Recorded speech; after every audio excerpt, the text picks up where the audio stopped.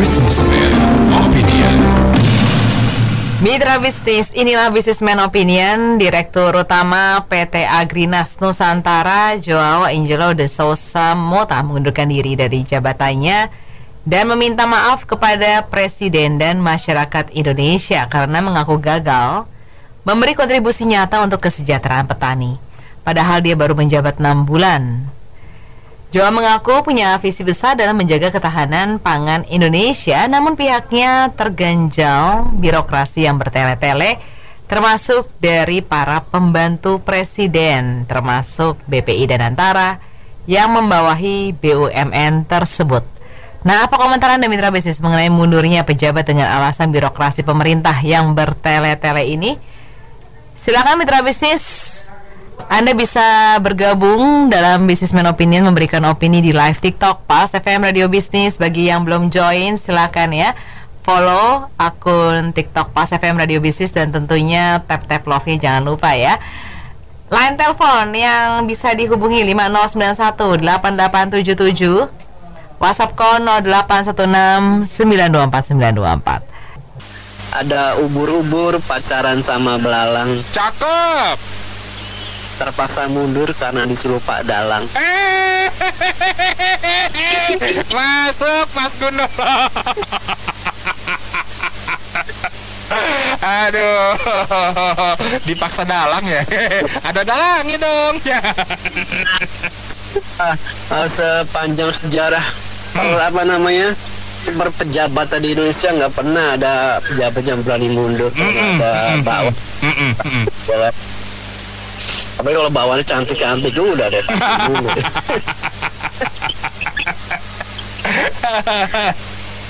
Ya kalau ada pejabat mundur karena kemauan sendiri, kena hati nurani itu saya malah curiga loh. Kenapa? Ini lagi sandiwara atau lagi beneran nih? Jadi lagi sakit. Jadi ujungnya pas dia mau mundur beneran direvisi lagi nih. Kemarin cuma bercanda. Kayak yang itu ya. Yang ada di istana ya. Sekarang kan banyak bercandanya Om. Iya. Tapi kalau memang beneran mundur ya, yang lebih baik sih ini agar menjadi contoh ya Om, jadi para pejabat-pejabatnya, terutama para pejabat yang memang benar-benar nggak mampu, benar-benar nggak berkompeten dalam menjalankan tugasnya. Jadi langsung cari penggantinya. Masih banyak kok di anak bangsa ini yang bisa bisa menggantikan mereka, yang mungkin bisa lebih pintar, lebih tegas atau lebih berani. Benar.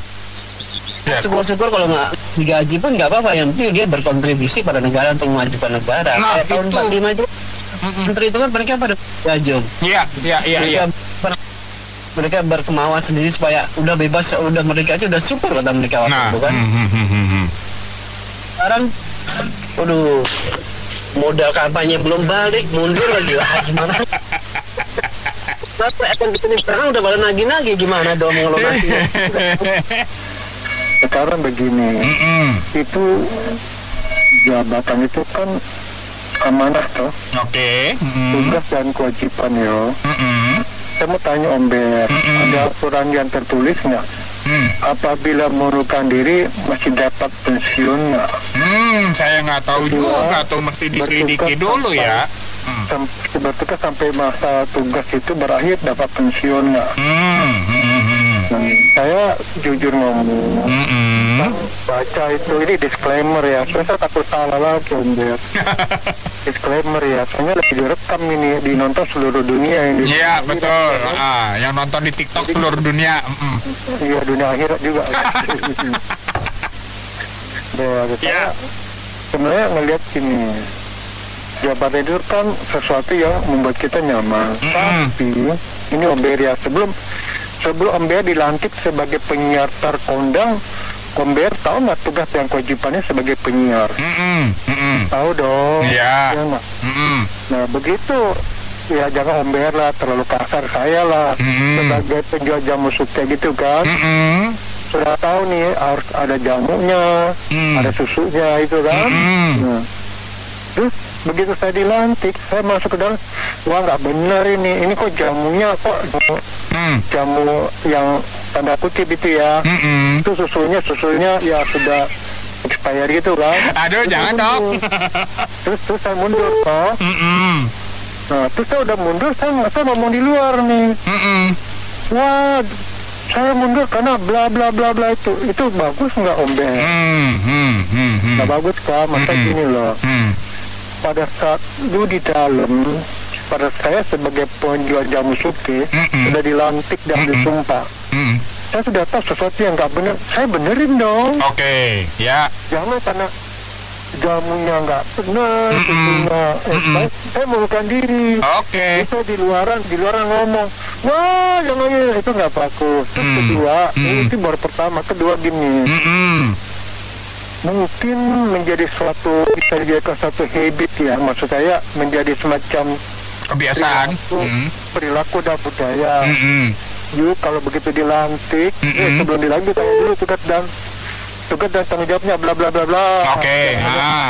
Jangan hanya tanya gaji sama tunjangan gitu. Oke. Ya. Nah, Oke. terus udah dilantik, lu bertugas, jangan seumur jagung. Ya nggak seumur kelapa gitu loh, angin kenceng juga di atas, dia tetap tegak gitu kan. Nah, tetap bertugas. Oke. Ternyata Nah, sekarang di antara segitu banyak pejabat, terus berapa banyak sih yang minta maaf terus dia bilang tak bisa memberikan kontribusi kepada negara terus mundur. Ya. Ada tuh yang mau mundur gara-gara kepala babi kan nggak jadi mundur juga. Iya nggak? Iya, benar. Nah, sekarang gini, yang dihadapi kan birokrasi. Seberapa kuat lu dobrak tembok beton atau tembok Cina? Kita tahu siapa aja yang duduk di atas. Ya. Kalau lu nggak bisa dobrak, pilihan lu nggak banyak. Ya. Makan gaji buta atau mundur. Biasanya sih makan gaji buta. Nah, sisi ini dilematis. Mundur itu juga pro dan kontra. Kita memang kurang pejabat berintegritas. Ya. Ya nggak? Gue cuma takut habis ini mundur, yang jelek-jeleknya diangkat nih. Itu biasa di negara kita. Ya. Rangkap jabatannya juga banyak kok di negara kita. Ya. Muka tembok apalagi? Muka tembok lebih banyak. Oke. Ini contoh kalau gue bilang etika dari budaya yang baik. Ada nggak undang-undang yang ngatur? Ya. Nggak ada. Nggak ada etika. Kalau etika itu udah paling tinggi lah. Gue bilang seorang satria yang memilih mundur dari panggung sandiwara yang nggak ada naskahnya, yang nggak pernah jelas ujungnya.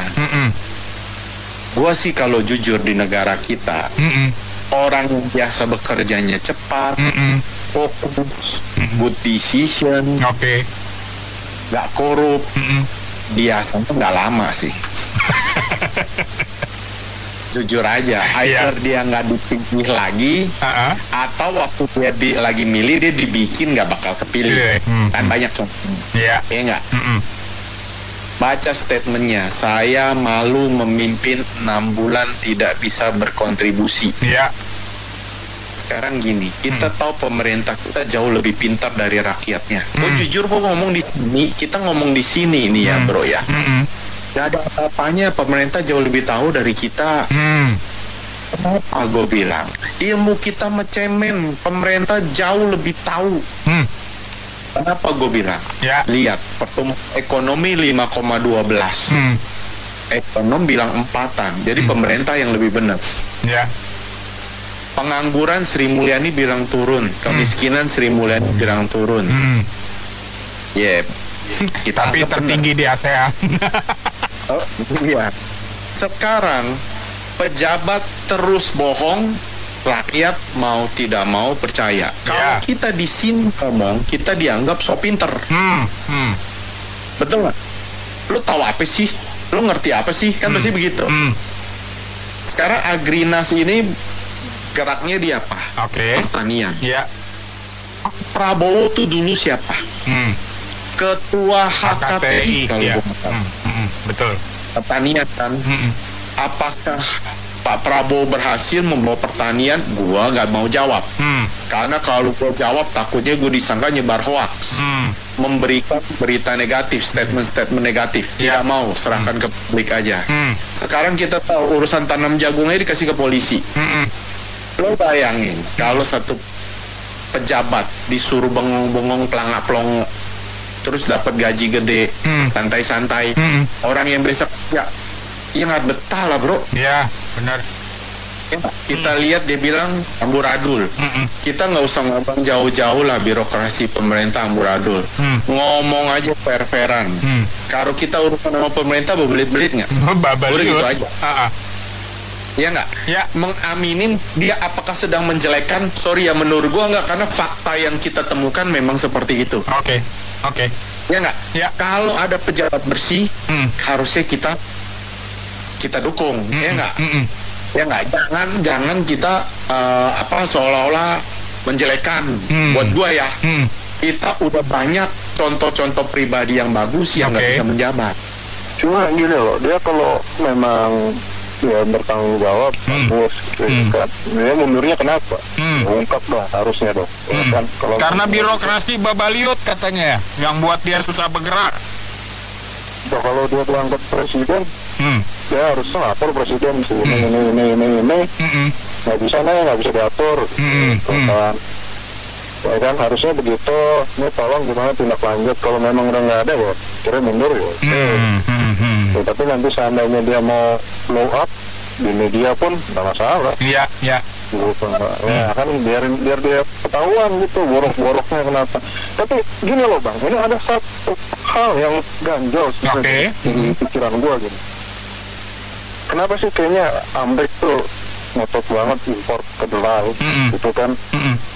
Dia kan ngotot kan, impor harus impor kedelai kan? Karena mereka katanya di sana pakai glifosat atau dikamba kan? Dan sedangkan penggunaan glifosat dan dikamba itu di sana itu udah diklaim menggandakan kromosom, yang akhirnya membuat kanker limfoma non-Hodgkin. Bertele-tele ya, sesuatu yang ingin dibuat untuk rakyat dipersulit, dia nggak betah nih orang-orang kayak gini. Ini bagus ini orang kayak begini. Nah sementara ada yang blunder-blunder ngomong yang rekening mau dibekukan, yang nganggur 3 bulan terus dicabut lagi. Terus mereka itu nggak mundurin diri, bingung juga saya. Nggak mundur-mundur. Terus gitu yang gara-gara gas 3 kilo ya sampai orang mati, nggak ngundurin diri juga. Ini kan orang-orang nggak tahu malu yang begini, yang udah bikin rame di Indonesia tapi nggak ngundurin diri. Inilah yang haus kekuasaan kayak begini. Nah tapi yang di Rut ini luar biasa ini. Dia karena bertele-tele, dia ingin menceritakan petani, dia akhirnya ngundurin diri dan minta maaf. Ini bagus ini pejabat kayak begini. Emang pejabat-pejabat yang nggak tahu malu, yang nggak tahu bisa kerja itu ya harusnya ngundurin diri kayak begini gitu loh. Nah memang orang yang kayak Pak Jau ini ya, Pak Jau ini dia itu orang baik ini kayaknya. Ingin mensejahterakan rakyat ini. Iya, karena bertele-tele akhirnya dia minta maaf, dia mundurkan diri. Padahal direktur utama itu gajinya gede loh. Ini orang kayak begini nggak harus kekuasaannya. Jadi tolonglah birokrasi itu jangan dibuat bertele-tele lah, Prabowo. Tolonglah untuk kesejahteraan rakyat itu dipermudah lah. Orang-orang kayak Pak Jau ini tolonglah, harus ada nih orang-orang kayak begini yang ingin kesejahteraan rakyat. Jangan bertele-tele, birokrasi dipermudah lah. Gitu aja Mbak, makasih. Kan semuanya benar ya. Jadi kalau dilihat memang meskipun ada beberapa yang merasa curiga, takutnya ini ada kepentingan tersendiri, tapi kalau menurut Ibu memang pemerintahan kita ini seperti apa pengertiannya, TSM ya, terstruktur, masif dan sistematis gitu, dalam arti negatif ya. Jadi kalau secara kasat maksudnya dari sisi orang awam lah ya pengertiannya. Beliau mengundurkan diri dengan alasan artinya tidak cocok kan dengan mungkin koleganya, mungkin sesama manajemennya ya. Jadi sedangkan kalau kita lihat pemerintahan kita kan cenderung istilahnya tuh berlawanan gitu dengan kehendak rakyat. Jadi kalau misalnya dia mengundurkan diri artinya ini berarti di sisi positif gitu loh. Nah, yang Ibu sayangkan orang-orang seperti ini seharusnya lebih berani gitu loh. Lebih berani dan memang dibutuhkan gitu. Selama ini kan meskipun orangnya bersih, berniat mensejahterakan rakyat, tapi ya itu satu titik itu tidak berani, termasuk kepala pemerintahan kita. Jadi kalau kita istilahnya bukannya Ibu menyalahkan siapapun ya, cuman kalau dilihat kita mohon gitu, tapi ya bagaimana ya, satu pun sepertinya tidak ada yang terrealisasi gitu loh.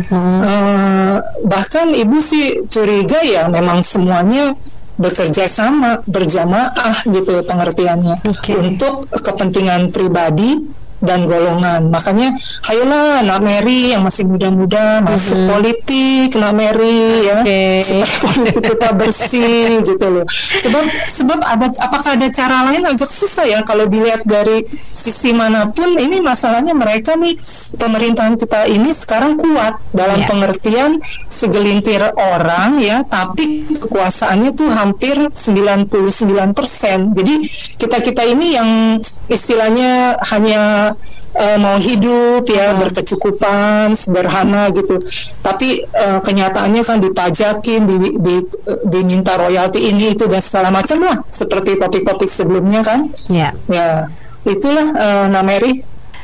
Mau tanya Mary, dulu ketua HKTI-nya presiden kita ya kalau nggak salah ya. HKTI ya, kalau saya nggak salah. Berarti di eranya Pak Presiden kita saat itu, apakah petani sejahtera atau enggak? Tapi yang jelas saat ini nggak sejahtera gitu ya, Mer ya. Ya saya kan mencoba untuk flashback ya. Yes, gitu. Jadi mungkin Pak Jawo ini melihat, aduh, kalau gua pola kerjanya sama-sama aja, yang kayak lalu-lalu ya akan jadi begini-begini aja, gitu loh. Betul. Yang terjadi apakah benar petani ini sejahtera? Kan enggak, karena mafia impornya kan bermain, ya enggak, mafia pupuk bermain, semua mafia kan bermain. Jadi kalau saya tanya, tadi Mama sih menarik, dari pagi selalu nyerukan ayo kita masuk. Tapi Mama, kalau saya udah analoginya ketika satu lumbung yang lumbung padi itu semuanya tikus, yang kenyang tikus, rakyatnya kelaparan, gimana dong? Jadi sia-sia ya. Kita harus berburu tikusnya, padahal tikusnya udah memamah biak sampai cucu cicit kan gitu ya. Jadi kalau ditanya sih ya nggak akan menjadi negara maju kalau ditanya saya. Karena memang kita punya visi, kita punya presiden, visi misinya nggak mau jadi negara maju. Jadi kelihatan perbedaan antara Jawa ini dengan presiden kita. Dia bukan tipe omon-omon, dia mau kerja tapi terbentur semuanya. Yang notabene di atas itu siapa? Ponakannya A, ponakannya si B, kan gitu ya. Yang dia harus tabrak. Saya berpikir ketika you tabrak tembok Cina, kan tembok Cina tuh analoginya ya nggak? Lu nggak akan bisa, istilahnya lu jangan kata itu, kita di kepolisian aja mungkin susah gitu loh untuk mendobrak culture yang udah ya kayak kita tahu lah, bandar mafia judol itu kan Freddy Sambo ketahuan. Tapi apa yang pantasnya dihukum mati kan nggak bisa gitu loh. Jadi memang grand design-nya orang baik nggak bisa.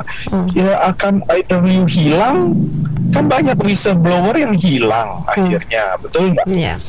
Itu memang tipe pemimpinnya yang maunya begini gitu loh, nggak akan membuat negara ini maju. Karena kalau maju rakyatnya pintar, cerdas, mereka nggak punya kesempatan gitu loh, Mer. Susah, mereka ini sekarang sibuklah memperkaya diri, mau ngomong apapun kita, ya memang di sinilah faktanya gitu loh. Kalau mau maju, kita nggak bakal disalib Cina gitu loh, Mer. Yang udah belakangan merdeka, Cina. Bayangin, ada seorang menteri yang pernah ngomong, kenapa kita nggak bisa maju seperti Cina? Dia jawab nggak seperti Singapura. Dia jawab karena Singapura kecil. Kan bodoh. Kenapa? Cina yang so gede gaban begitu aja bisa maju. Udahlah, banyak dagelan-dagelan yang memang yang negara ini grand design-nya memang seperti ini. Nggak usahlah kita ngomong ini nggak ada itulah sih. Jadi gini Mbak, bukti integritas seorang pemimpin yang bisa menunjukkan apa yang terjadi bobrok di dalam perusahaan tersebut. Ini perlu ditanggapi serius oleh RI1 kita yang sekarang. Jadi karena itu banyak sekali hal-hal yang menghadang rencana supaya dia bisa memberikan bukti yang terbaik buat bangsa dan negara. Tapi nyatanya banyak sekali penghalang-penghalang yang tidak mengendaki demikian kan, seperti tadi uraiannya kan.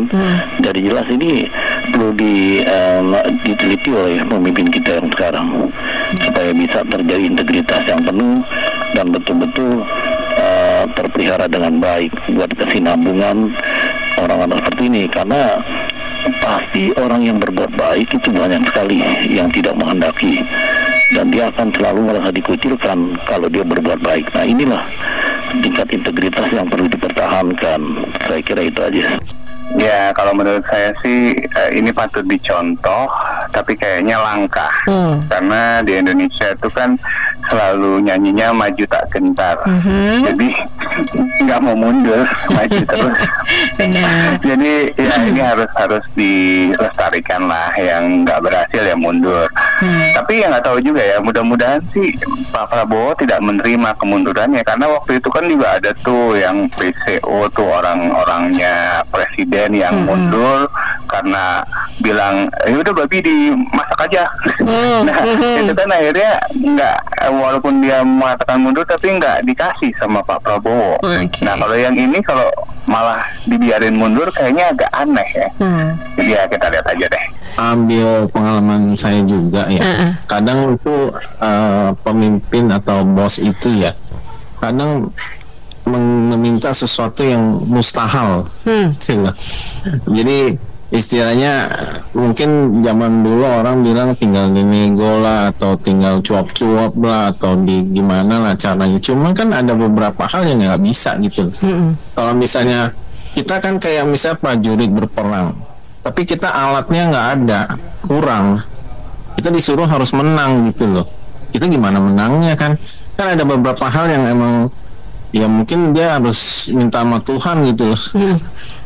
Jadi bukan berarti satu direktur atau apa dia bisa segalanya gitu loh. Kalau nggak didukung juga saya rasa juga nggak bisa kan nggak mungkin disuruh misalnya kita jual, oh ini barang harus lebih murah gitu loh. Udah itu kita yang nombokin gitu, kita yang biar harga barangnya, kan nggak bisa. Makanya kadang pemimpin juga harus kasih tugas yang bisa gitu. Kayak sekarang pajak ini, begitu anggaran ini begitu gede, nggak ada ininya, terpaksa harus kita rakyat yang nanggung kan. Dikenain pajak.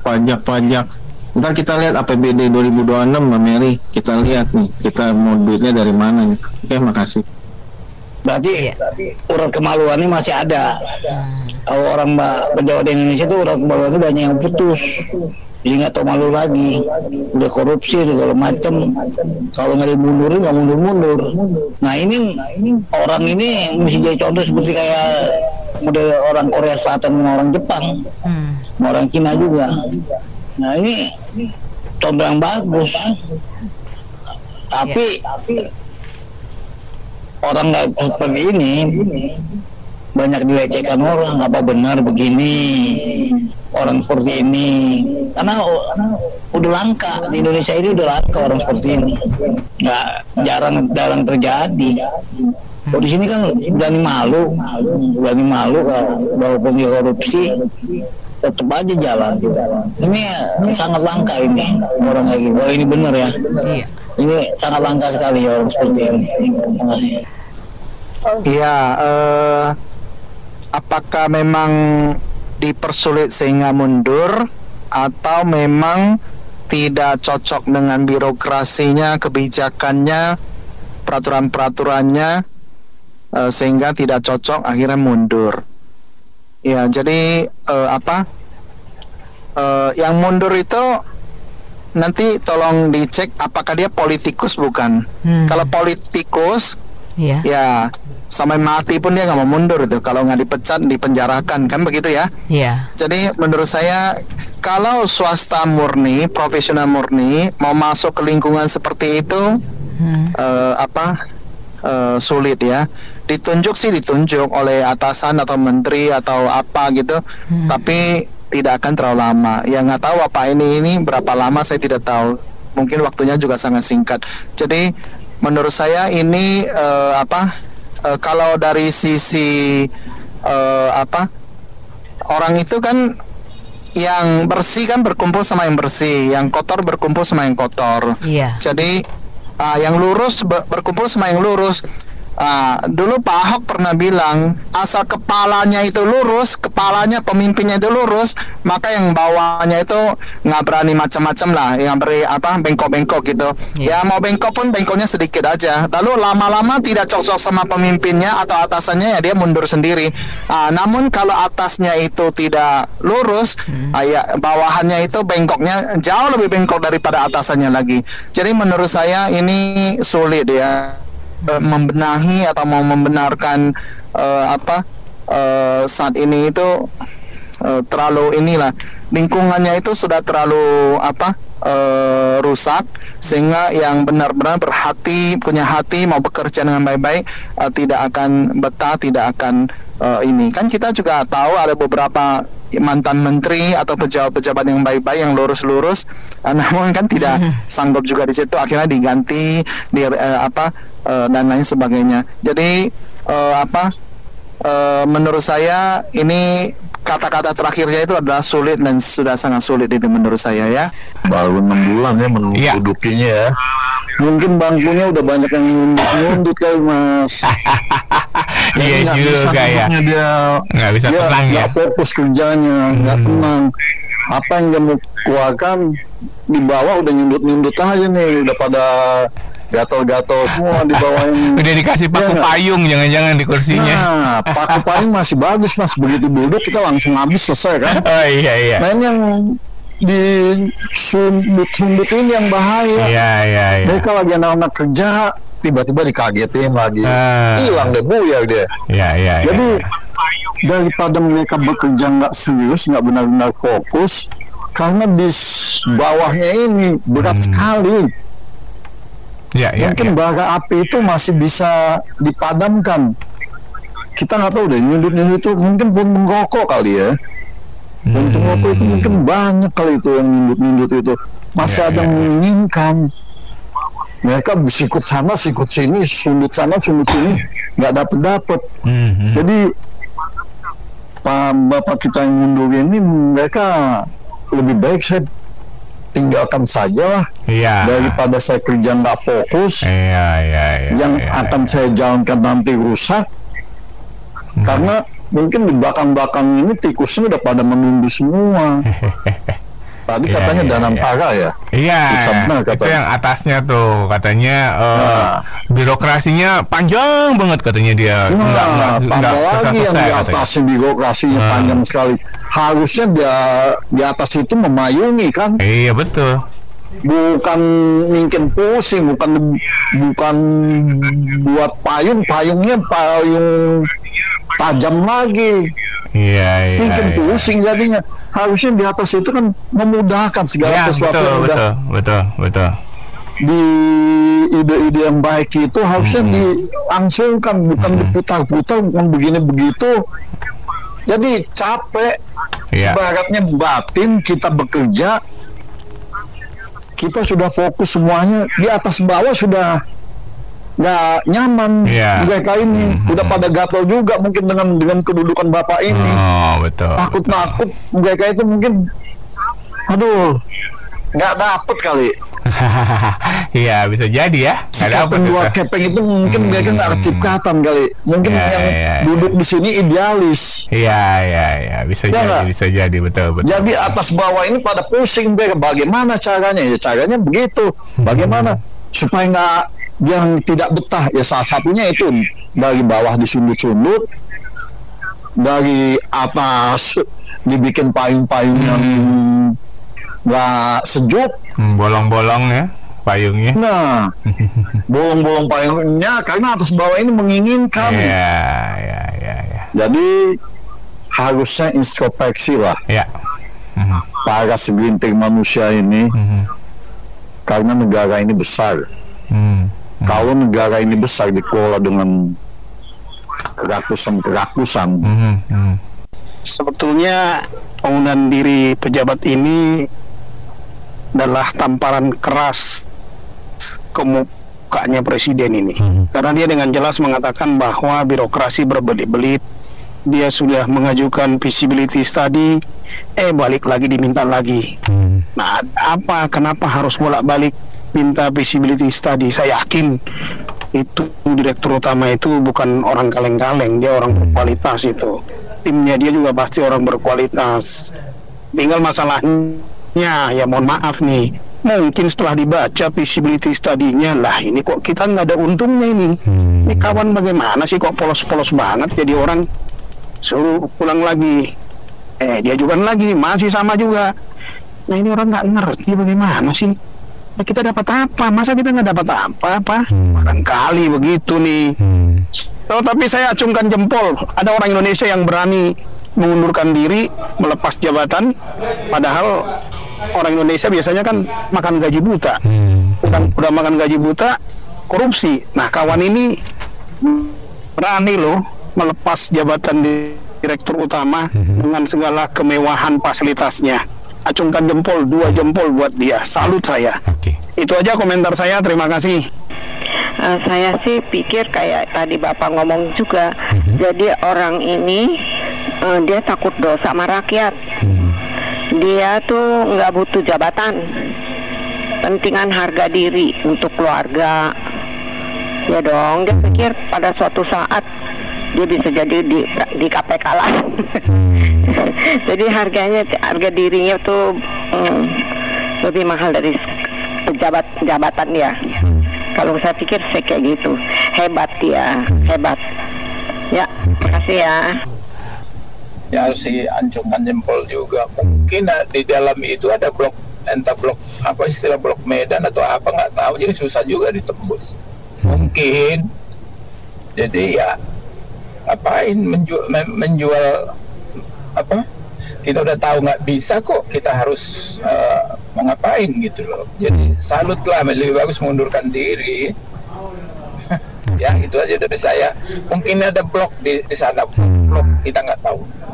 Apa blok apa gitulah. Ya kan memang begitu kan Pak Su. Jadi ibaratnya yang mau bener kalah suara sama kroni-kroninya yang di atas, ya kan? Seharusnya presiden kan juga tahu, kan dia kan pembantu presiden dan sudah dilaporkan. Tergantung presidennya mau ikut cawe-cawe apa enggak. Ya kan, kalau mau cawe-cawe kan harusnya bisa dia memilih yang mana, memilih yang benar, ya kan? Atau jangan-jangan uang departemennya diambil Danantara, terus dia suruh bekerja tanpa ada dananya, ya gimana cara, ya kan? Ya sebenarnya sih kita lihat ya, menteri ada yang bilang apa, mau kasih pajak ke rumah tapak, ingat nggak tuh? Nah, menyarankan kita harus pakai yang bertingkat, hunian bertingkat. Nah, banyak sih udah itu apa yang nggak dipakai mau diambil. Jadi tapi kan nggak ada itu yang apa mengundurkan diri kan, nggak ada. Sebenarnya kan itu kan dapat gaji lumayan itu. Nah kan belum kalau ada sikat-sikat gitu ya bisa lebih lagi kan. Tapi kan mereka nggak mundur. Nah tapi kalau dengan mundurnya ini apakah akan lebih baik gitu ya? Maksud saya gitu. Ya kita merasa masih ada lah yang punya tahu malu atau gimana ya. Tapi dengan mundur itu kan diganti orang lain, apakah orang lainnya lebih baik gitu kan? Kan kita butuh orang-orang yang seperti itu, yang sebenarnya yang harusnya memerintah, yang menjadi pejabat gitu loh. Jadi kalau ini diganti yang nggak lebih baik gimana gitu loh? Biasanya bertahan dulu ya gitu. Nggak bisa bertahan juga, Mas. Kalau misalnya kan ya kita kan kayak politik kerja gitu, kalau kita nggak cocok ya keluar sendiri lah, ya kan, nggak betah juga. Kayak Pak Ahok aja kan begitu ganti ini kan dia langsung keluar, dia mungkin juga merasa nggak cocok atau gimana. Jadi nggak bisa juga kalau satu orang lawan misalnya politiknya yang lebih gede siapa, nggak bisa sih. Cuman yang disesalkan itu ya kayak gitu, yang ganti apakah bisa lebih baik. Kayak IKN dulu kan yang mundur juga kan, akhirnya dia cuma jadi itu disuruh cariin investor aja. Ya itu kan kayak apa ya, kerjaan yang mungkin sangat sulit juga gitu loh. Jadi kayak misalnya presidennya mau kayak gini-gini, kalau Ibu Sri Mulyani aja sampai nangis kan, tapi dia nggak turun. Jadi maksud saya gimana nih, apakah dengan program-program seperti ini kemarin apa yang daerah lain pajaknya sampai 400% gitu loh, apakah ini demi apa, ntar kita lihat APBN-nya yang tahun depan. Nah gimana tuh, apakah pembantu presidennya sanggup, pejabat-pejabatnya sanggup dengan begitu banyak program belanja ya, luar negeri kan belanja tuh, apakah sanggup? Gitu aja, kita nggak tahu nih selanjutnya gimana buat masyarakat, Mas. Saya merasa gitu aja. Iya. Kalau saya bilang kalau masalah birokrasinya panjang, berbelit-belit, belum lagi ditambah dengan regulasi-regulasi yang tumpang tindih, saya rasa itu kan masyarakat juga tahu ya. Dan saya rasa Pak Joao itu sebelum masuk, sebelum menerima menjadi pejabat di PT Agrinas Pangan Nusantara, saya rasa beliau juga sudah tahu ya, gitunya kan dari dulu sampai dengan sekarang masalah birokrasi ini belum juga direformasi, ya kan. Jadi kalau menurut saya masalah utamanya di anggaran. Nah gini kan Pak Joao bilang kan gini, beliau ingin mewujudkan cita-cita Pak Prabowo untuk ketahanan pangan, untuk swasembada pangan ya gitu kan. Kita tahu kan 10 tahun pemerintahan Pak Jokowi juga punya cita-cita yang sama tapi belum bisa terwujud kan. Dan waktu itu Pak Jokowi juga bilang memang agak sulit untuk mewujudkan ketahanan pangan gitu ya gitu. Gitu. Jadi saya rasa masalah anggaran, karena gini, untuk mewujudkan ketahanan pangan itu butuh anggaran yang sangat besar, bukan anggaran kecil gitu. Jadi misalkan pengadaan teknologi itu secara masif. Gimana kita mengolah bahan baku secara besar-besaran kalau teknologi kita kurang, ya kan. Terus yang kedua, masalah infrastruktur air. Berarti kita harus punya bendungan yang sangat banyak. Sedangkan bendungan kita saat ini kan cuman nggak sampai 300 ya, 200 lebih bendungan, nggak sampai 300, itu pun nggak merata di seluruh wilayah Indonesia, ya kan gitu. Sedangkan China aja punya 20.000 bendungan ya, gitu. Terus yang ketiga ini masalah yang seperti Pak Joao bilang, masalah kesejahteraan petani ya, gitu. Kita tahu saat ini juga kita kekurangan petani ya. Dan kita lebih banyak mengandalkan petani yang usianya sudah tua. Itu artinya generasi di bawahnya ini kurang tertarik kurang tertarik menjadi petani. Jadi ini dibutuhkan kehadiran pemerintah, dalam artian pemerintah harus memberikan insentif agar mereka yang generasi di bawahnya ini berminat untuk menjadi petani. Dan ini semuanya ini kan butuh anggaran yang sangat besar gitu. Jadi saya rasa mungkin Pak Joawi menyadari itu. Saat ini kan anggaran pemerintah saat ini harus diakui mungkin nggak bisa untuk memenuhi itu untuk saat ini, iya kan, kita nggak tahu, makanya kita harus banyak menarik investor ya gitu. Kalau dapat anggaran banyak, suatu saat nanti kita bisa wujudkan ketahanan pangan, iya kan gitu. Jadi saya rasa ya mungkin nanti 5 tahun ke depan pun dia masih belum bisa mewujudkan sepertinya, dan dia lebih baik mengundurkan diri aja. Ya, saya pikir kita mesti appreciate Pak Joao ya, bahwa beliau memperhitungkan apa yang dia lakukan, dan kalau menurutnya ini agak berat dari sisi kontribusi apa yang dia bisa hasilkan, maka dia mengundurkan diri. Nah, keberanian yang sama, kebesaran jiwa yang sama sangat diperlukan dari BUMN lain, karena kan BUMN di Indonesia ini banyak ya, lebih daripada 100. Hampir mungkin 50 atau 60 BUMN itu kan juga banyak BUMN yang kecil-kecil, yang direksinya kadang ya, oknum direksinya itu perusahaannya rugi tapi gayanya kayak udah mimpin BUMN paling untung sedunia gitu, udah kayak mimpin perusahaan Fortune 500, padahal perusahaan yang dia pimpin itu cash flow-nya negatif, profitnya negatif, operasionalnya kalang kabut, tapi nggak mundur-mundur juga gitu. Bahkan berusaha tetap berada di jabatan yang sama dengan senyum palsu, entah itu dengan pandai menjilat atau pendekatan lain ke pihak-pihak berwenang ya di Kementerian BUMN atau di politisi. Nah, jadi oleh karena itu di luar daripada matriks kinerja Agrinas, tapi kepemimpinan Pak Joao ini harus ditiru oleh puluhan direksi yang lain, baik itu dirut maupun komisaris. Segera mundur, kirimkan besok pagi pengunduran diri Anda. Apalagi Anda menggunakan uang negara, di mana uang negara itu datang dari rakyat, taxpayer, itu tidak menguntungkan perusahaannya, tidak bagus kinerjanya, public social obligation-nya juga mungkin tidak tercapai, tapi Anda tetap di situ. Anda sebaiknya mundur sebelum rakyat yang bergerak melakukan scrutinize sosial media Anda satu persatu dan menunjukkan betapa buruknya kinerja kepemimpinan Anda, tapi Anda harus mundur dengan cara seperti dipaksa oleh masyarakat. Terima kasih. Ya memang nih menarik nih. Ada dirut BUMN yang mengundurkan diri gitu. Sebenarnya memang nggak umum ya. Cuman kalau kita lihat sebenarnya kalau kita pelajari lebih lanjut, sebenarnya memang ya mungkin karena beliau ini kan orang dari Timur gitu ya. Jadi memang tegas, lebih tegas gitu. Kedua mungkin yang paling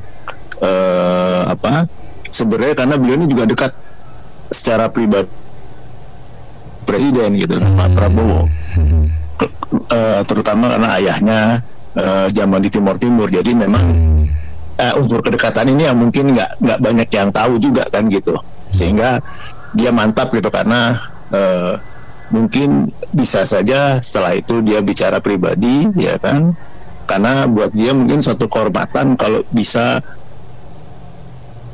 Tetapi kalau memang kira-kira dengan situasi dan kondisi yang ada di internal dia di perusahaan yang sekarang ini tidak mendukung, ya buat apa gitu, karena mungkin akan menyulitkan juga dia gitu, sehingga mungkin lebih baik dia mengundurkan diri gitu. Soalnya kalau mungkin nggak punya kedekatan, saya rasa nggak berani lah, mungkin nunggu sampai dikeluarin atau bagaimana. Jadi, perlu kita apresiasi juga gitu. Karena memang kalau kita merasa tidak memungkinkan untuk berkinerja baik gitu ya, lebih baik ya kita mundur aja gitu ya kan, dengan segala risikonya. Karena cuman masalah di sini masyarakat mungkin belum menerima gitu ada apa gitu, karena ya kebetulan saya juga punya pengalaman gitu ya, sama juga di lingkungan BUMN. Kalau saya bilang sih duitnya nggak ada, Mas Anto. Dia pas masuk kaget. Saya berapa kali bilang kalau sembako ini kita udah dikuasai oleh kartel, Mas Anto. Jadi bagaimana kartel bermain, pemerintah kan mau bikin food estate. Tapi food estate duitnya sabrek-abrek butuhnya. Sementara kalau mau jujur-jujuran, Danantara yang gede aset, Mas Anto. Tapi liquid money-nya nggak ada gitu. Saya pernah ngomong, dia boleh perusahaan gede. Jadi karakter perusahaannya asetnya besar tapi duitnya nggak ada gitu loh. Karena apa? Makanya dia kumpulin dividen. Kalau mau jujur-jujuran, Danantara isinya apa, Mas Anto? Bank-bank BUMN kan, ya nggak salah, ya nggak, yang dikumpulin banyak. Saya tanya di bank itu, sekarang kita orang ekonomi lah, ya nggak? Di bank itu berani bener nggak duitnya bisa diambil oleh Danantara? Rasanya kecil, dana pihak ketiga ya nggak? Di dalam neraca bank tuh kita bisa lihat bener-bener uang banknya itu sendiri berapa besar. Kalau menurut estimate saya mah paling sekitar 30% dari total aset itu juga udah maksimal gitu loh. Entahlah saya, karena jujur saya agak skeptis ngelihat BUMN dibandingkan, saya sebut ya BCA lah ya, gitu ya. Terlalu jauh gitu loh kalau ngelihatnya. BUMN ini kan sapi perah buat para pejabat lah, kita juga tahu gitu. Jadi menurut saya meskipun Danantara asetnya besar, uangnya juga nggak terlalu banyak gitu loh. Jadi mungkin Pak John pas masuk bingung minta duit berapa kali, nggak mungkin terrealisasi gitu loh. Kaget 2-3 kali nggak ada, akhirnya kemungkinan mungkin dia punya view ke depan berapa tahun, nggak mungkin dia bisa jalan. Food estate berhasil atau enggak, ini pun masih berperdebatan ketika dipegang oleh Pak Prabowo ya, waktu eranya Pak Jokowi ya. Saya juga nggak ada berita lah, jadi nggak berani komentar jauh ya. Kalaupun iya, kenapa kita harus impor kedelai GMO dari Amerika? Kan begitu ya nggak? Kita ditekan. Dan antara lagi pusing lah Mas Anto. Itu mau beli 50 puing juga, emang duitnya tinggal nyetak atau metik gitu loh, ya nggak? Dia minta ke Pak Prabowo, kasih ke Sri, sama Sri ditolak juga bisa kan? APBN defisit, semuanya nggak beres, MBG kacau, hari ini dapat berita keracunan lagi, nggak saya taruh di grup lagi aja, ya nggak? Jadi ini nih menunjukkan bingung semuanya. Mungkin orang yang jump in di dalam bingung gitu loh, yang mau kerja bingung loh. Kayak begini nih, kita kan orang luar, jangan terkesan sok pinter lah ya. Cuman dari analisa coba kita teliti Danantara itu apa, buat saya dia tuh seperti barang gede, tapi di dalamnya nggak ada duit, tapi nggak ada duit sebenarnya, Mas Anto, nggak ada duit gitu loh. Makanya kita lihat dia ngajuin pinjaman, ya nggak? Jadi orang swasta itu kalau asetnya gede, dia punya dia bisa ada leverage buat dia. Gitu loh. Kalau orang ekonomi sesuai dengan Pak Seho, ini malam baru saya ngomong nih kayak begini. Kalau tadi sih enggak lah. Jadi barangnya, asetnya gede, nggak ada duit. Itulah dikumpulin semua bank. Iya dong, Mas Anto. Bank seolah-olah gede, tapi nggak ada uangnya juga buat apa? Ntar pakai uangnya yang ada, ntar nasabah tarik, ras jebol dia. Nah, begitu juga. Jadi jual ini mungkin udah ngelihat jauh, dia ngelihat dikuasai kartel ya, saya bilang ya. Terus mau beli Boeing gitu loh, duit juga nggak ada. Jadi dia bilang gue mimpin 6 bulan nggak bisa kontribusi, kan gitu ya statementnya ya. Jadi ya udahlah, kalau saya bilang nih contoh BUMN lain, lu semua nih yang benar-benar mau kerja, lo orang pada semua kerjanya becus nggak? Kalau nggak becus mundur aja, ya nggak? Jangan membebani pajak rakyat untuk lo orang punya kenikmatan itu. Terima kasih. Ini apresiasi buat Mr. Jau Iya, betul. Jauh. Ini luar biasa ya. Di tengah tikus-tikus ini ternyata ada muncul seekor macan kecil ya. Macan besarnya udah jadi meong. Iya. Ini saya kira kita perlu apresiasi ke dia ya. Di antara banyak orang yang menjilat ya dan mengharap jabatan dan kekayaan, ada yang mundur gara-garanya tidak perform, menilai sendiri, betul tidak performnya. Saya kira ini puncak gunung es ya. Waktu lalu ketika membentuk Danantara, kita disuruh percaya aja sama gua, nggak bakal apa-apa, aman ya. Kalian bakal sejahtera. Ini sumber masalahnya. Mau kerjain sesuatu aja, mau didukung, sistemnya nggak ada, nggak jelas. Dan minta anggaran nggak jelas.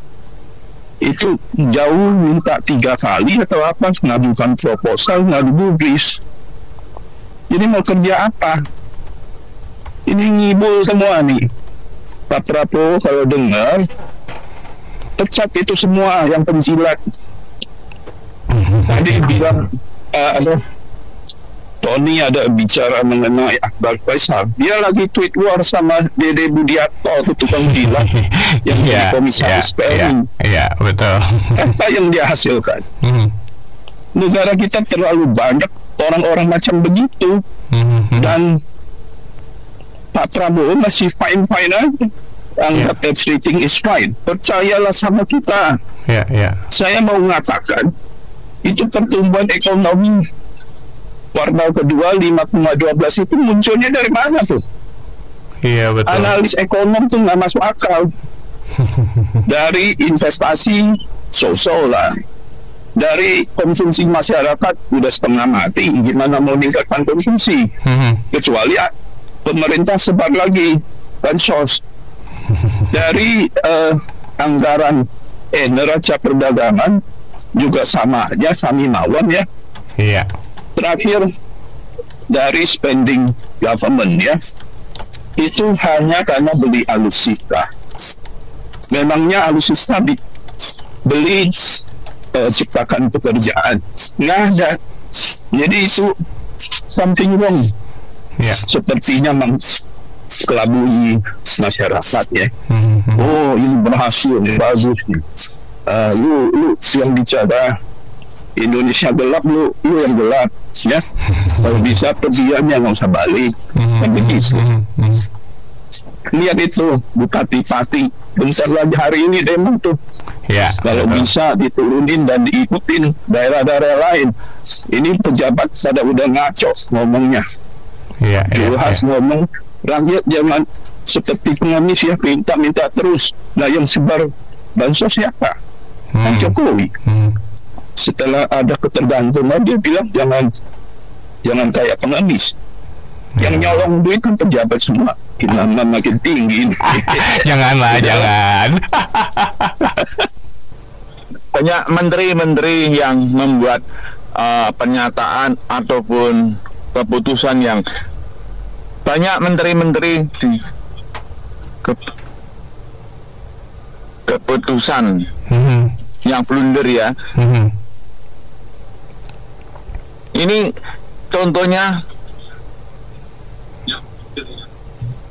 contohnya di Pati ini. Meskipun bupatinya sudah minta maaf, tapi sudah membatalkan keputusannya menaikkan pajak.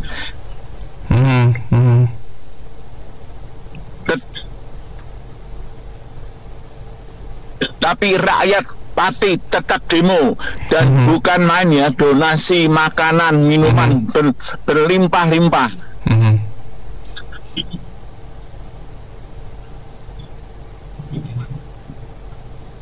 Halo. Kemarin ratusan aparat dikerahkan menuju Pati ya untuk menjaga dan mengawal demonstrasi.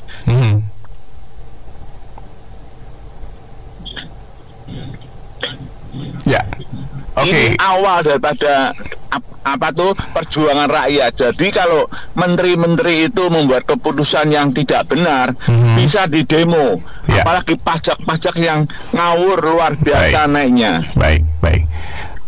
Yang inilah kalau presiden itu dikelilingi dengan orang-orang yang kurang tegas, orang-orang yang misalnya tuh aktif dengan pendiriannya yang keliru gitu ya. Jadi rakyat memang harus bersuara gitu. Rakyat tidak bersuara, itu tidak akan terjadi perubahan.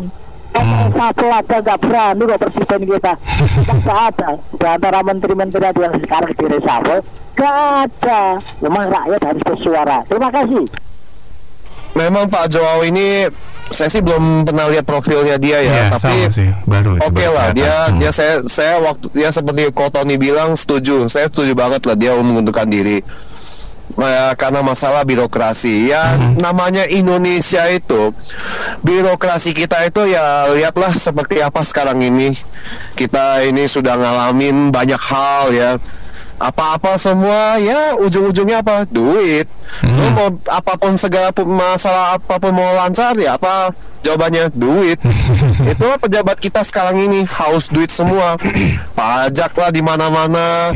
Ya, sekarang ini yang dilakukan Pak Joao ini tepat, dia mengundurkan diri. Betul itu.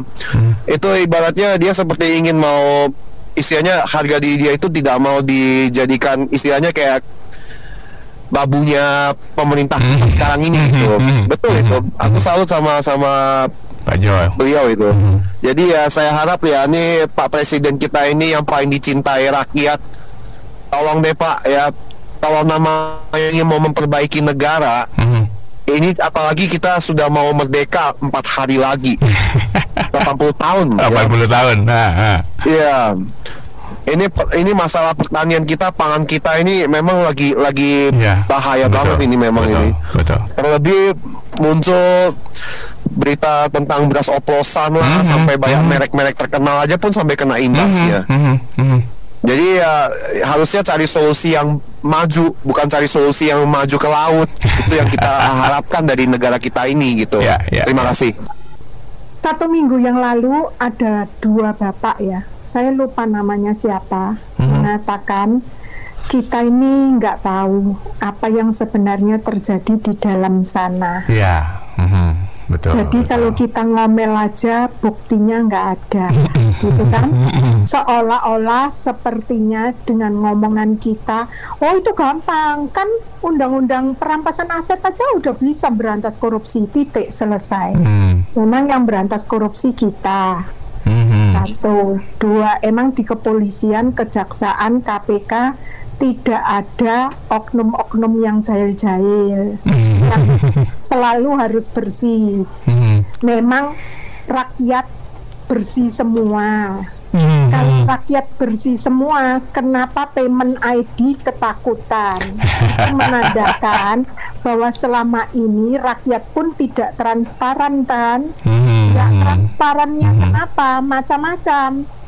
Karena daripada gua transparan juga lu peras, lu cari-cari, sudah nggak salah tapi lu cari-cari salahnya. Gua transparan rugi dong kan kayak gitu. Iya kan? Dong, benar. Nah, terpaksa ya nyolek-nyolek dikit gitu kan ya. Jadi artinya saya nggak mau sok suci, sok benar, sok pandai, sok gua bisa ngatasi semuanya. Lah sekarang balik ke topik pejabat agrikultur ya kalau nggak salah Agrinas, ya. Betul. Ya Agrinas, oke. Gini, ingat sebelum Pak Jokowi lengser, 2 tahun sebelum Pak Jokowi lengser, food estate itu kan udah digagas. Terus ada partai politik yang menghembuskan isu food estate gagal, percuma, mangkrak dan sebagainya. Pokoknya yang jelek-jelek aja. Jadi gini, food estate gagal, food estate mangkrak, food estate habisin uang tapi nggak ada hasilnya. Food estate, pokoknya intinya food estate itu jelek aja. Ada partai yang isu itu, ya. Terus Prabowo juga diisukan duitnya Prabowo itu yang lalu di departemen departemennya dia sebelum jadi presiden itu loh. Kemenhan, pertahanan. Kemenhan. Uangnya Kemenhan kemana? Kayak gini, katanya beli gini, padahal nggak ada padahal itu belum ditransfer. Kayak gitu kan. Jadi food estate tuh pokoknya dijelek-jelekin aja. Ya. Terus saya agak nyeleweng sedikit ya. Nvidia Nvidia itu kan menciptakan chip yang spesial didesain untuk Tiongkok. Oke. Terus akhirnya kan nggak boleh sama Donald Bebek. Oke, nggak boleh kirim, nggak boleh jual, pokoknya nggak boleh jual aja gitu kan. Terus terakhir tahu nggak beritanya apa? Iya, boleh lagi. Kasih 15% istananya. Baru boleh jual, kan? Yang penting ada duit. Nah, kalau Bung Budi ngomong itu, Bung Budi tahu, berarti saya nggak bohong kan? Iya, betul. Betul. Ngerti nggak? 15% awalnya minta 20%, terus ditawar 15%. Tahu nggak 15% yang bayar siapa? Nvidia. Iya, betul. Artinya apa? Artinya ya, di Indonesia maupun di Amerika itu stylenya sama. Sama mafianya. Kalau lu nggak nyuap sama gua nggak bakal mau izinin elu. Kiranya ya kan, sekarang lebih keren lagi, bukan menteri, bukan kepala daerah, bukan lagi kepala desa, tapi Presiden Amerika yang penguasa dunia. Pernah nggak kita bicarakan, pernah nggak kita mentransparansikan, berarti Indonesia ini kiblatnya ke Amerika sudah lama. Iya kan, Budi, nggak usah susah-susah lah, itu aja. Terus satu lagi, TikTok dijual, dimundur, TikTok dijual, dimundur. Terus nggak habis-habis itu. Donald Trump ngomongnya gini, gue sudah menyiapin orang kaya Amerika yang mau membeli apa. Emang lu presiden atau maklar sih? Di situ sebenarnya dia dapat fee apa enggak kalau itu TikTok jadi transaksikan? Harusnya dapat dong, maklar. Dia aja terpaksa juga nyuap kan. Jadi nggak usah heran kalau di Indonesia nyuap kan. Nggak usah heran kalau Indonesia yang hukumnya sudah amburadul sejak merdeka. Nggak usah sok suci sejak merdeka, nggak usah ngomong kali ini saja jelek, sejak merdeka sampai sekarang. Sekarang siapa yang teriak-teriak bisa memperbaiki, gua angkat jadi Kapolri, gua tak bayar ke Prabowo. Loh, ya kan ngomong yang bener aja lah. Sekarang gini, Kapolrinya bersih, tapi siapa yang nyangka kalau kejaksaan itu pengacara perempuan itu Marcella Santoso bisa membuat itu berapa tahun itu bisa membuat demo-demo itu berapa tahun, karena apa? Sejak dari yang itu selebritis itu, suaminya selebritis itu, peristiwa suaminya selebritis sampai ke, jadi sebelum Jokowi lengser sampai ke Jokowi lengser, dia masih mendemo-demo urusan Indonesia, bukan Indonesia gelap aja, Indonesia gelap itu terakhir. Tapi kejaksaan yang disuap, kejaksaan yang istrinya 4-5 segala, pokoknya kayak gitu-gitu. Siapa yang nyangka? Gua nggak nyangka loh, Marcella Santoso. Gua pikir bener-bener pinter, ternyata sudah menyuap, juga memprovokasi, juga mengacaukan Indonesia. Pertanyaan saya, Bung Budi berapa tahun di media?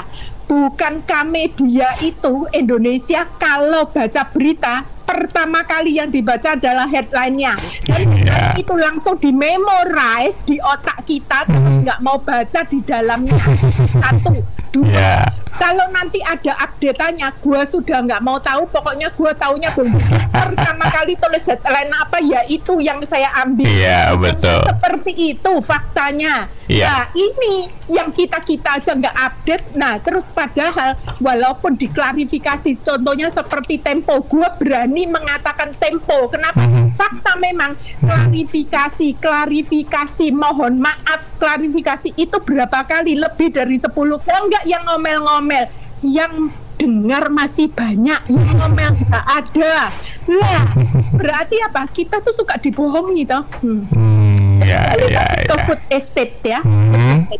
Yang lalu saya ngomong bahwa sama Nena itu ngomong bahwa kenapa ya Indonesia itu kok nggak mau memproduksi tempe sendiri, maksudnya kedelai sendiri, padahal pakai GMO gini gitu kan. Ternyata tahu nggak? Kalau yang namanya yang punya Google, yang punya iPhone, yang punya Apple, yang punya Google, pokoknya konglomeratnya Amerika itu sudah membeli tanah untuk cocok tanam, untuk food estate. Ya, untuk food estate di luar negeri maupun di dalam negeri Amerika. Terus ternyata konglomerat kita atau oligarki kita juga sudah melakukan itu. Jadi nggak usah heran kalau kita terakhir gaduh food estate, bangkrut food estate, gagal food estate, buang dan sebagainya. Itu ternyata mereka kontraproduktif terhadap pemerintah. Lah, sekarang pertanyaan saya, gimana caranya rakyat mau dengar yang mana? Dengar yang pintar, dengar yang sok tahu, atau dengar yang paling tahu? Yang paling tahu siapa sebenarnya? Nah, ini loh kejahatan di dalam negeri kita itu, lihat Amerika sama persis. Jadi kita itu memang dipaksa untuk impor. Yang maksa siapa? Para oligarki. Oligarkinya cuma satu partai. Tidak. Makasih. Yang pertama Mas catatannya itu Soko jenengi direktur utamanya tadi namanya keren ya. Saya kan sudah berkali-kali katakan ya di Pas FM ini, kita krisis keteladanan ya, krisis keteladanan, krisis moral ya, krisis negarawan ya. Karena pada dasarnya kalau orang bersih ya, tapi di lingkaran, misalnya di lingkaran comberan lah yang apa jenenge yang airnya hitam butek, itu kan pasti gatal-gatal toh. Ya, jadi ibaratnya pasti alergi lah kulitnya. Nah, ini contoh. Jadi memang ya memang kita butuh ya Mas ya. Kalau kita compare di Jepang ya, di Jepang itu mereka tahu malu, tahu diri, tidak muka tembok ya seperti di sini ya. Ya mungkin oknum tapi oknumnya akeh ya. Ya kan? Kalau memang merasa jadi fair, sportivitas. Nah, itu yang krisis juga di negara kita. Kalau misalnya Anda memang tidak merasa tidak mampu ya, kalau di Jepang itu malah sampai harakiri ya, masih sama bunuh diri, sampai mengundurkan diri. Nah, itu seharusnya perlu dilanjutkan ya. Kalau siapapun itu belum merasa mampu, itu memang kalau orang clean and clear bersih seperti itu ya. Nah, ini kaitannya dengan Direktur PT Agrinas Ketahanan Pangan ya. Tadi sudah dibahas diulas sama Bu Mila, food estate. Food estate itu memang sudah dari sebelumnya ya. Itu memang sudah dibangun lah, dipupuk. Ini kan juga sudah menunjukkan indikasi surplus ya Mas, surplus beras khususnya, sampai sepejenengnya Malaysia itu minta ke kita ya, karena mereka defisit waktu itu ya. Ada itu. Nah, ini kalau memang buat negara kita sebetulnya Mas ya, berkait SDA yang luar biasa ya. Terus juga pulau juga ribuan pulau, 17.000 ya. Kalau untuk food estate, untuk ketahanan pangan ya Mas ya. Nah, ini ada oknum memang tadi ya, makanya kalau di dunia ini ada dua sisi Mas memang ya, ada hitam putih ya kan. Kalau di Bible itu ada ilalang dan gandum ya, hama lah ibaratnya hama. Nah, ini memang ada segelintir orang ya yang tidak suka nih kalau kita berketahanan pangan ya Mas ya, berwaspada. Karena apa? Mereka nggak dapat fee dari si import itu, cuannya dari situ. Itu memang diakui memang masih ada ya. Si ini membuktikan itu Danantara ini penuh masalah sebenarnya ya. Ini baru satu case, baru awal ya. Ternyata kan belum siap toh. Kita belum bicara nanti ada anggaran yang bocor segala macam. Dari kesiapan aja nggak ready. Gimana mau 8% itu Pak Prabowo? Jadi banyak janji-janji indah ya. Ini orang juga ya kita cukup appreciate lah ya, dia berani jujur ngomong gue nggak bisa kerja apa-apa daripada terima gaji buta, udahlah sampai di sini ya. Saya kira dia nggak ada intensi politik untuk ini ya.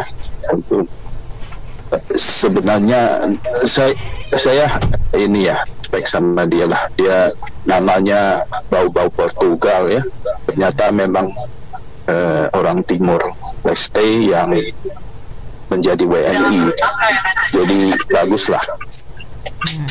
Terlepas dari itu saya kira harus dibenahi lah ya, dan antara ini dan segala macam BUMN ini juga banyak masalah loh, banyak yang rugi lah segala macam dengan fasilitas abrek-abrek ya, Pantium segala, tapi kinerjanya nggak ada. Jadi saya kira kita sebagai rakyat harus inilah, jangan berharap terlalu tinggi ya, terukur aja, karena ini aparat petinggi kita ini juga belum tentu ya bisa memenuhi janji-janjinya ya terhadap rakyat. Terima kasih kembali atas komentarnya. Baik, mitra bisnis yang sudah berpartisipasi, saya Anita Wijaya.